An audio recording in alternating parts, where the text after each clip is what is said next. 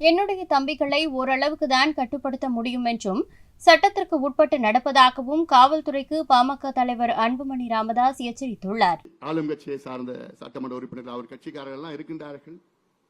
காவல்துறைக்கு என்னுடைய வேண்டுகோள், நாங்களும் பொறுத்து பார்த்தோம். எங்க பொறுமைக்கும் எல்லாம் இருக்கிறது. சட்டத்தை நாங்கள் மதிக்கின்றவர்கள்.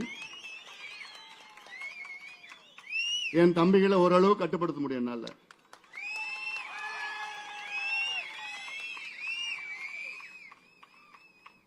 இது ஈரோடு கிடையாது, இது விக்கிரவாண்டி.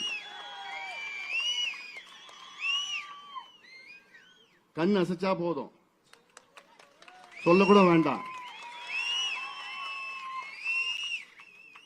ஆனாலும் நாங்கள் சட்டத்தை கட்டுப்படுத்துவோம், சட்டத்திற்கு உட்பட்ட நாங்கள் செயல்படுவோம். நியாயமாக இந்த தேர்தல் நடைபெற வேண்டும். தமிழ்நாட்டில் பஞ்சாயத்து தேர்தல் கூட நியாயமா நடக்கும். ஆனா இந்த விக்கிரவாண்டி சட்டமன்ற தேர்தலில் அதை விட மோசமா, ரொம்ப மோசமா. இங்க தேர்தல் அதிகாரின்னு ஒருத்தர் இருக்கிறார், அவர் எங்க இருக்கிறான்னு யாருக்கும் தெரியல. டிஆர்ஓ, ஒரு டிஆர்ஓ தேர்தல் அதிகாரியா போட்டா அமைச்சர் வந்தோன்னு செல்யூட் அடிக்கிறாரு.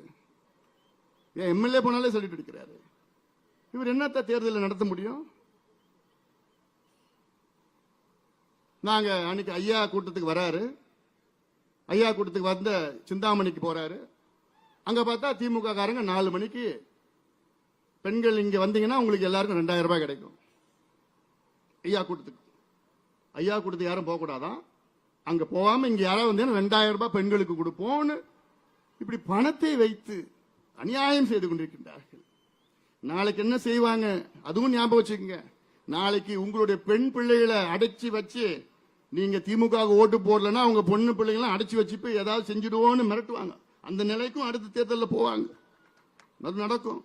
அதனால அவங்க காசு கொடுத்தானா நீ போயிடாதீங்க. செய்திகளை உள்ளது உள்ளபடி தெரிந்து கொள்ள ரெஃப்ளெக்ட் நியூஸை சப்ஸ்கிரைப் பண்ணுங்க.